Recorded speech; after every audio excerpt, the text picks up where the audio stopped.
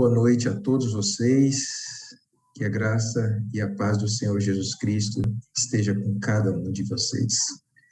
Que linda declaração de amor ao nosso Deus nós acabamos de ouvir, né? E eu espero que você, mesmo desafinado, tenha cantado aí junto com o vídeo, porque lá no céu, mesmo desafinado, quando chega lá, essa prece ela chega perfeitamente afinada, tá? Então, é sempre muito bom louvar a Deus. E é melhor ainda louvá-lo declarando esse amor que nós temos por ele. E se você ainda não conseguiu sentir esse amor por Deus, eu te convido a experimentar uma relação mais próxima com ele. E certamente esse amor nascerá. Nós temos já mais de um ano vivendo um período de pandemia. Eu não encontrei nenhum registro na história de um outro momento em que a humanidade tenha passado por uma situação como essa. Outras pandemias já ocorreram, mas eu não consegui registro de nenhuma por um período tão longo e com proporções tão grandes, né?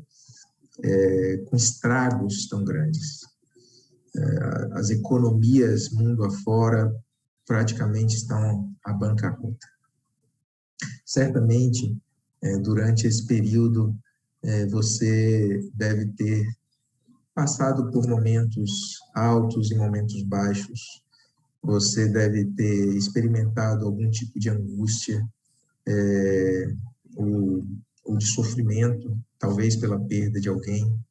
E se você não foi acometido por essa doença ou não perdeu ninguém conhecido, só o fato de você estar recluso, impedido de ver os seus queridos, de estar com seus amigos, certamente isso deve ter te abalado bastante. É bem provável que a maioria de nós, não durante esse período de pandemia, mas em algum momento das nossas vidas, já tenhamos passado por angústias, uns mais, outros menos. Talvez muitos de nós que estamos aqui agora, talvez até já tenhamos passado pela experiência da depressão. Alguns já tenham sido diagnosticados com essa enfermidade. Quem já teve essa experiência sabe que se trata de algo que ninguém desejaria sequer ao seu pior inimigo.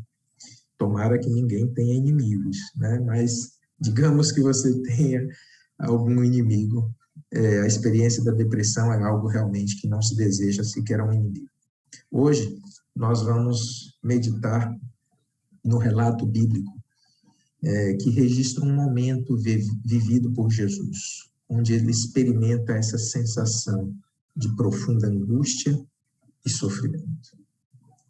Eu convido vocês, então, a abrirem suas Bíblias no livro de Mateus, no capítulo 26.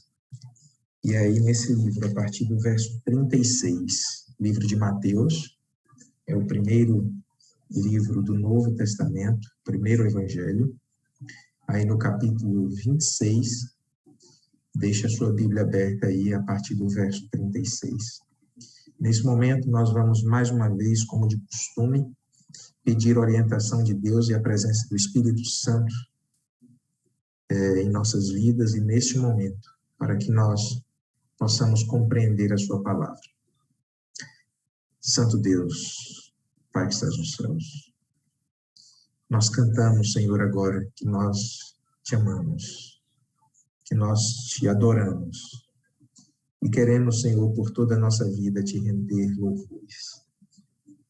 Neste momento, Senhor, a nossa tentativa é de nos aproximarmos mais de ti no momento em que vamos abrir a tua palavra. Senhor, queremos ouvir único e exclusivamente a tua voz. Portanto, te rogamos que fale aos nossos corações através do teu Santo Espírito. que Ele possa abrir os nossos corações, o nosso entendimento, para receber a Tua palavra, Senhor. E que essa palavra cause transformações em nossas vidas. Que possamos, Senhor, ser tocados por esse Espírito, que Ele mova os nossos corações e nos faça tomar decisões importantes para a nossa vida, hoje, esta noite. Essas bênçãos, Senhor, nós te rogamos, com o perdão dos nossos pecados, em nome e por amor de Cristo Jesus. Amém. Ao longo do seu ministério, Jesus havia passado por experiências muito difíceis. Aqui estamos vendo ao longo da semana, que nós estamos já nos momentos finais do ministério de Jesus, a última semana, os últimos dias. Esse fato que nós vamos estudar hoje, ele se passa ali na quarta-feira, que antecedia a morte de Jesus Cristo, que ocorreu na sexta-feira. Diariamente, Jesus, ao longo desses 3 anos e meio, era perseguido pelos seus opositores, aqueles líderes religiosos que seguiam Jesus apenas para encontrar nele alguma falha de que pudessem acusá-lo e então acabarem com seu ministério. Jesus já havia sido expulso de uma cidade, ele foi àquela cidade para pregar, como era de seu costume, e foi expulso pelos seus moradores. No deserto, no início do seu ministério, ele sofreu uma forte angústia ao ter sido tentado por Satanás. Mas nada daquilo que Jesus sofrera até ali, nada daquilo porque Jesus já havia passado, se compara à angústia e sofrimento que ele vivia nesse momento. Eu quero, então, que você acompanhe comigo a leitura do capítulo 26, a partir do verso 36. Em seguida, foi Jesus com eles a um lugar chamado Getsêmani e disse a seus discípulos: assentai-vos aqui, enquanto eu vou ali orar. E levando consigo a Pedro e aos 2 filhos de Zebedeu, começou a entristecer-se e a angustiar-se. Então lhes disse: a minha alma está profundamente triste, até a morte. Ficai aqui e vigiai comigo. Essa tristeza de Jesus, e eu costumo dizer que a impressão que eu tenho quando eu leio este trecho da Bíblia é que esta angústia, e nós vamos ver um pouco mais para frente, ela supera em muito a angústia vivida por Jesus no deserto quando ele foi tentado. Eu acredito que o sofrimento de Jesus aqui, ele foi muito mais profundo do que o sofrimento porque ele passou quando ele recebeu as chicotadas nas suas costas, quando lhe foi colocado uma coroa de espinhos, quando ele recebeu nas suas mãos e nos seus pés os cravos que o prenderam na cruz do Calvário. Todo esse sofrimento vivido ali na Via Crucis por Jesus foi um sofrimento físico, mas o sofrimento espiritual experimentado por Jesus aqui foi extremamente superior. O sofrimento espiritual, ele degrada o físico e o corpo. E nós vamos ver isso um pouco mais para frente. E por que Jesus sofreu dessa forma? Aqui a angústia da culpa pelos pecados de toda a humanidade estava sobre ele. Como o pecado faz separação entre Deus e o homem, ele também experimentava a angústia de estar longe do Pai. Em Lucas, capítulo 22, verso 24, diz que, estando em agonia, orava mais intensamente, e aconteceu que o seu suor se tornou como gotas de sangue caindo sobre a terra.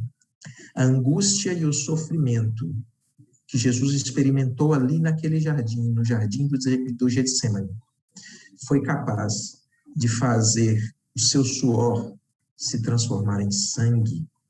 Na verdade, não foi o suor que se transformou em sangue, mas acredito que a sua angústia foi tão grande que vasos sanguíneos se romperam e o sangue verteu junto com o suor. E ele gotejava sangue. Eu não sei se você já cometeu alguma falha que lhe proporcionou uma culpa muito grande. Eu já tive essa experiência. E parece que não existe alternativa mais para nós. Parece que nunca nós vamos conseguir o perdão da pessoa, por exemplo, que nós talvez tenhamos magoado. E isso nos causa um sofrimento muito grande. A experiência comigo foi dessa forma. Parece que nesse momento, a gente se julga incapaz de merecer ou de receber o perdão daquele a quem nós ofendemos. E, obviamente, essa angústia acaba refletindo no nosso corpo. Coisas que a gente não sentia, passamos a sentir. E isso é muito ruim. E eu fico agora imaginando Jesus, carregando sobre si, sobre o seu espírito, toda essa angústia que cada um de nós passa, que toda a humanidade passa. Apenas um homem suportando todo esse sofrimento e toda essa angústia. Nessas horas de dor, de tristeza, quase sempre nós recorremos àqueles que estão mais próximos de nós, os nossos amigos. São eles que sempre estão dispostos a oferecer o seu ombro, a estender a mão, a ouvir e nos aconselhar, a sofrer, talvez, junto conosco. E não foi diferente com Jesus. Ele convida a ir àquele jardim, os seus discípulos. Aqueles mais íntimos, aqueles três, Pedro, Tiago e João, ele os leva um pouco mais adiante. Esses três sempre eram escolhidos por Jesus quando existia alguma necessidade especial. E ali, diante deles, estava, de fato, uma necessidade especial. Quando Jesus cura a filha de Jairo, ele deixa os discípulos ali na sala daquela casa, mas ele pede que esses três o acompanhem até o quarto onde a menina jazia. Quando Jesus foi ao Monte da Transfiguração, ele pede que Pedro, Tiago e João o acompanhem. Aqueles três sempre estavam mais próximos de Jesus. Eles compartilhavam de forma mais íntima das questões do Mestre. Agora, o que Jesus esperava era que eles, ao menos, se juntassem a Ele em oração e súplica. Era a reta final para a consumação do plano de salvação. Jesus tinha consciência disso, mas acho que os seus amigos não tinham conseguido ainda perceber esse detalhe. Ele precisava, ao menos, saber que tinha alguém orando e intercedendo por ele. Jesus precisava sentir esse apoio, esse calor daqueles que passaram 3 anos e meio acompanhando ele diariamente no seu ministério. Mateus capítulo 26, verso 40, diz que, voltando para os discípulos, achou-os dormindo. Achou-os dormindo. E voltando, e disse a Pedro, então, nenhuma hora pudeste vós vigiar comigo? Sugere aqui o texto que Jesus tenha passado ali aproximadamente 1 hora em oração. E aqueles amigos mais próximos de Jesus, não conseguiram sequer passar 1 hora em oração com o Mestre. Há poucas horas, talvez poucos minutos atrás, Pedro, acompanhado, obviamente, pelos seus amigos ali, houvera dito que, se necessário fosse, morreria por Cristo. Veja aí no verso 35 desse mesmo capítulo, é só você voltar um pouquinho. Ali diz o seguinte: disse-lhe Pedro, ainda que me seja necessário morrer contigo, de nenhum modo te negarei. E todos os discípulos disseram o mesmo. Agora, poucos minutos depois, aqueles que declararam que morreriam por Jesus não conseguiram sequer passar alguns minutos em oração com ele. Amigos, Jesus nos dá incontáveis oportunidades de nos voltarmos para ele. Eu não sei quantas oportunidades ele deu para ti. Tenho certeza que apenas no dia de hoje foram incontáveis oportunidades. E a pergunta que eu faço para cada um de vocês e faço para mim: vamos nós ainda permanecermos dormindo?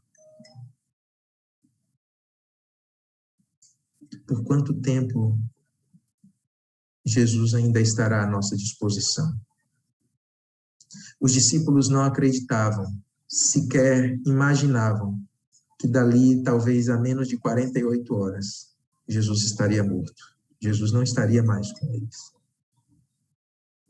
Jesus adverte, então, seus amigos para uma necessidade urgente e primária para todo ser humano: a oração, a comunhão com ele. Essa foi a arma usada por Cristo para suportar a tentação lá no deserto. Essa foi a arma que ele usou para suportar ali no Getsêmani a dor e o peso da culpa de cada um de nós. Esse foi o método usado pelo Filho de Deus para ser vitorioso. O verso 41 diz o seguinte: vigiai e orai, para que não entreis em tentação. Orai, vigiai e orai, para que não entreis em tentação. O espírito, na verdade, está pronto, mas a carne é fraca. O que Jesus estava aqui querendo transmitir para seus amigos era que, além de terem decidido a quem servir, diferente de Judas, que sequer estava ali com eles, era necessário se manter firme na decisão que fora tomada. Quando nós nos casamos, por exemplo, nós fazemos isso porque um dia nós decidimos nos casar. Mas eu costumo dizer, e eu já tenho 17 anos casado com minha esposa, eu costumo dizer que diariamente, nós precisamos tomar a decisão de permanecermos casados. O casamento não é fácil. É gostoso, mas não é fácil. E se essa decisão não for tomada todos os dias, ele não dura. Permanecer junto de Jesus é uma decisão que um dia você tomou, mas todos os dias, a partir de então, você precisa ratificar essa decisão. Escolhemos um dia seguir Jesus, mas precisamos todos os dias escolher permanecer seguindo o nosso Mestre. E isso nós alcançamos através da oração e da comunhão com Ele.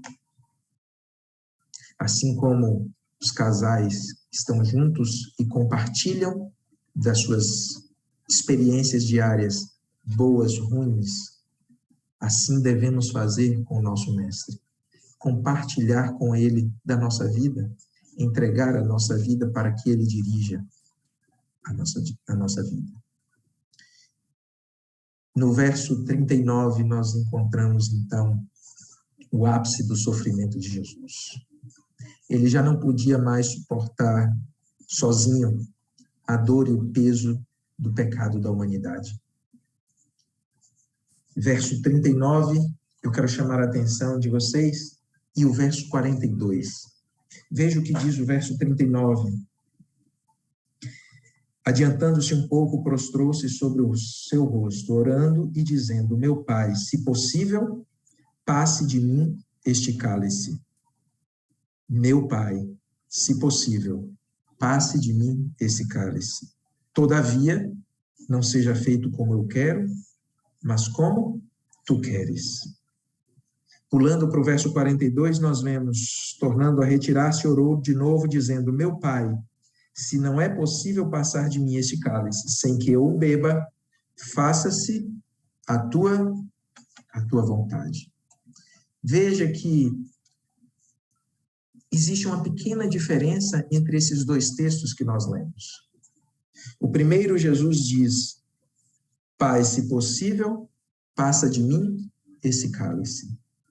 E o segundo diz: meu Pai, se não é possível passar de mim este cálice sem que eu beba, faça-se então a tua vontade.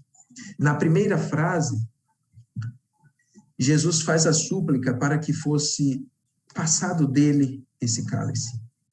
Que, se fosse possível, ele não precisasse passar pelo que estava passando. Na segunda, ele nos deixa entender que já havia se convencido de que isso não seria possível. Mas, nessas duas frases ditas por Jesus, existe algo que está presente nas duas.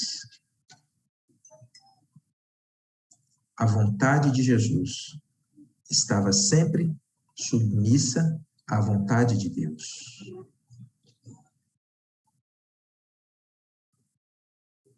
Jesus se colocou como servo e veio aqui fazer a vontade do seu Pai. Se Jesus, que era Deus, submeteu a sua própria vontade à vontade de seu Pai, por que eu, um mero e vil pecador, não faço o mesmo? Jesus era o Salvador do mundo. Jesus era o Rei do universo. Foi Ele quem fez tudo, e tudo que foi feito por Ele e para Ele. Mas Ele rende a sua vontade à vontade de Deus. E quantas vezes, amigos, nós queremos tomar para nós as rédeas da nossa vida? Quantas vezes nós oramos a Deus apresentando a Ele os nossos planos e os nossos projetos para que Ele aprove? E a pergunta que eu faço para você é: você já abriu seus ouvidos para ouvir de Deus quais são os projetos dele para a sua vida? Foi isso que Jesus acabou de fazer. Jesus preferia não passar por aquilo. Aquele sofrimento estava grande demais. Mas ele preferiu se render aos planos de Deus. Mateus, no capítulo 21, voltando um pouquinho ao verso 44, diz que todo o que cair sobre esta pedra ficará em pedaços, e aquele sobre quem ela cair ficará reduzido ao pó. A pedra é o próprio Jesus Cristo, e quem se permite cair sobre esta pedra, Jesus Cristo, será quebrado, terá o seu coração transformado, sua vida mudada, receberá a graça da presença do Espírito Santo de Deus e terá ao seu lado, sempre, todos os dias, aquele que prometeu estar conosco nos momentos mais difíceis. Mas como o texto complementa, dizendo que aquele sobre quem a pedra cair ficará reduzido a pó,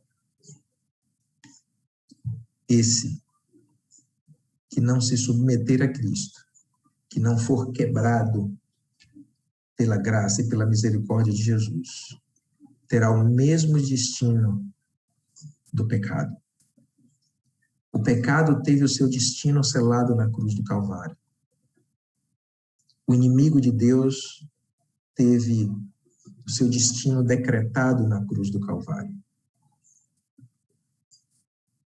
E todo aquele que não se permitir ser quebrado por Jesus, ser transformado pelo seu amor, infelizmente, estará agarrado ao pecado e acompanhará ele no seu destino. No livro de Lucas, no capítulo 22, verso 43, diz que então lhe apareceu um anjo do céu que o confortava.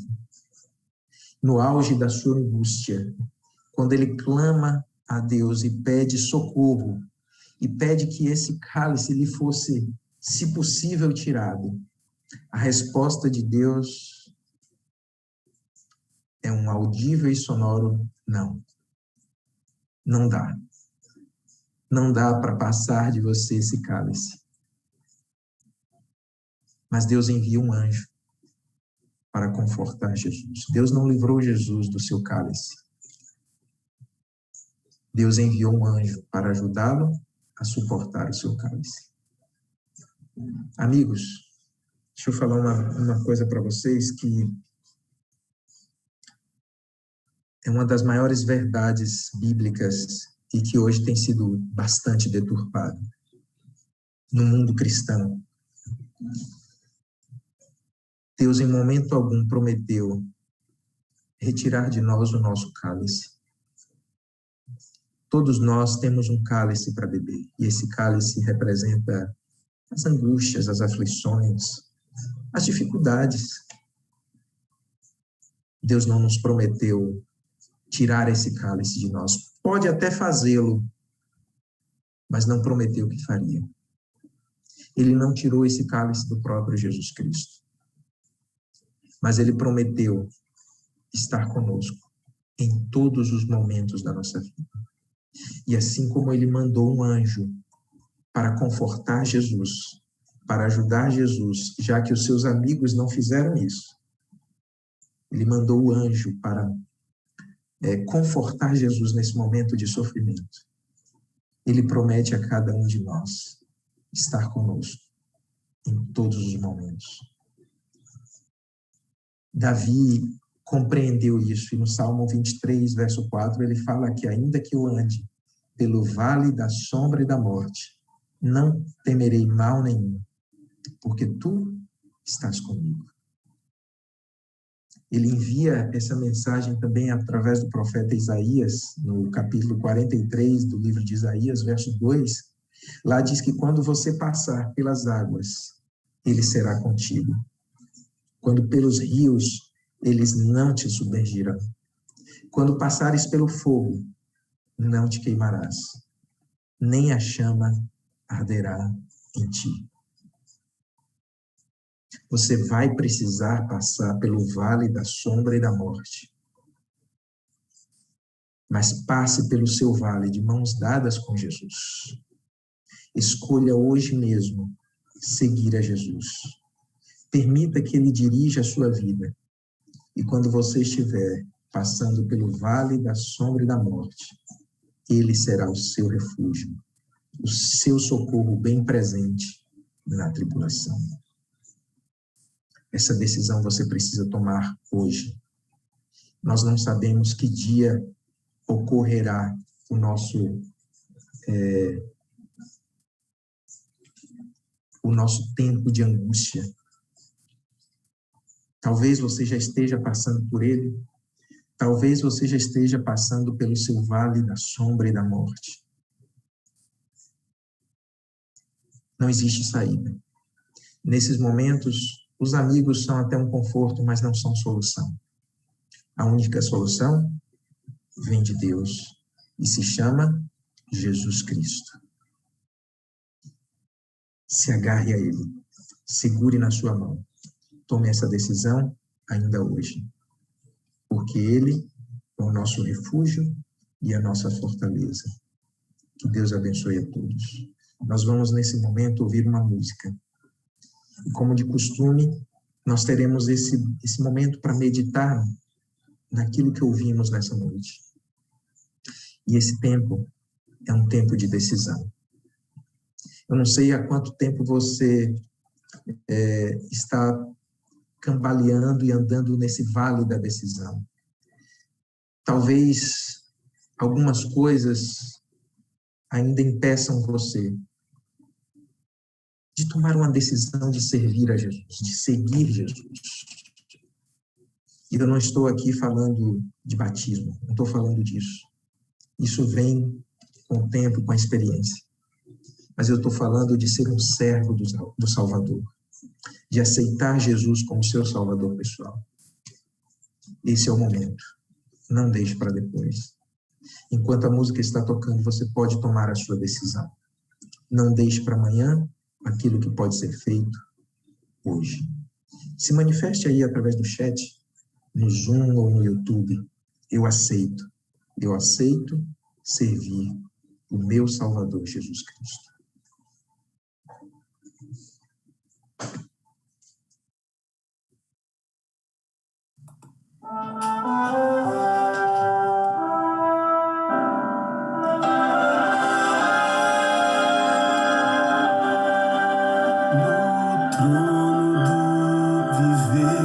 Só existe lugar para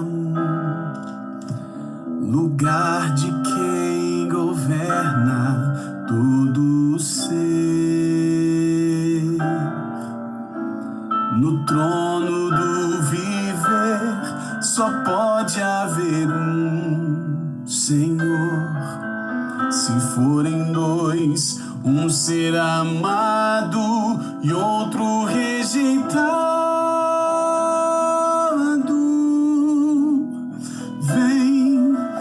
decide agora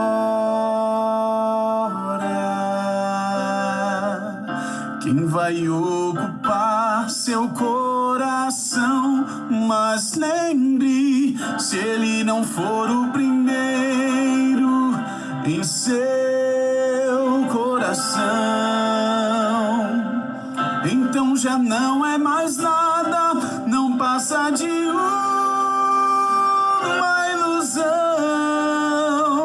mas se ele for o primeiro, o seu companheiro, motivo do céu existir, você vai viver, você vai sorrir, você vai vencer.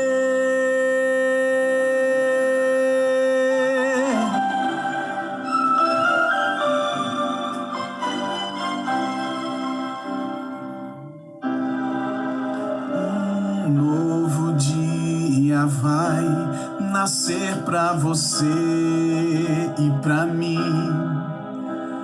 Depende de aceitar Jesus no viver. É hora de beber da fonte da vida.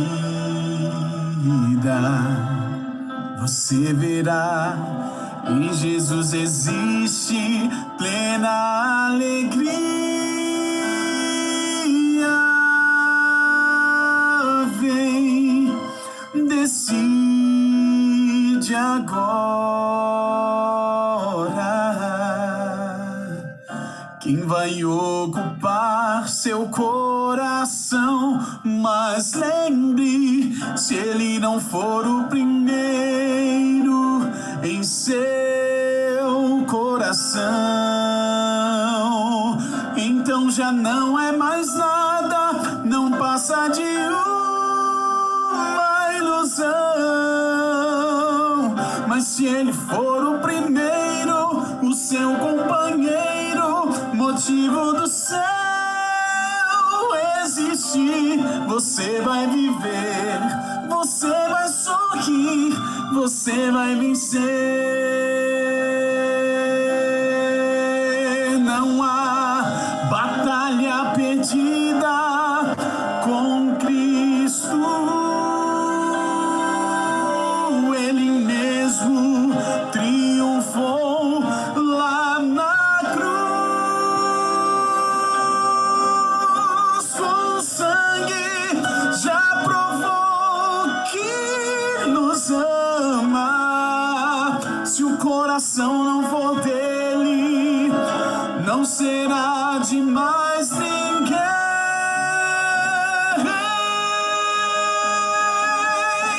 Se ele não for o primeiro em seu coração, então já não é mais nada, não passa de uma ilusão.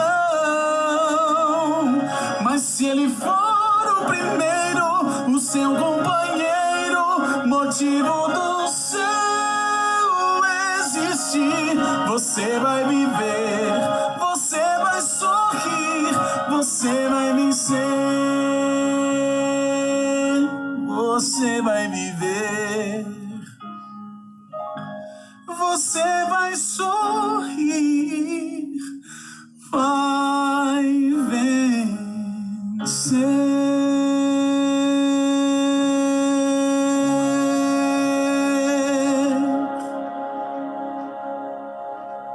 Amém.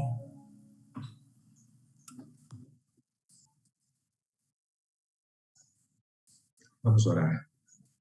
Santo Deus, Pai que estás nos céus, queremos, Senhor, que o Senhor seja o primeiro em nossos corações.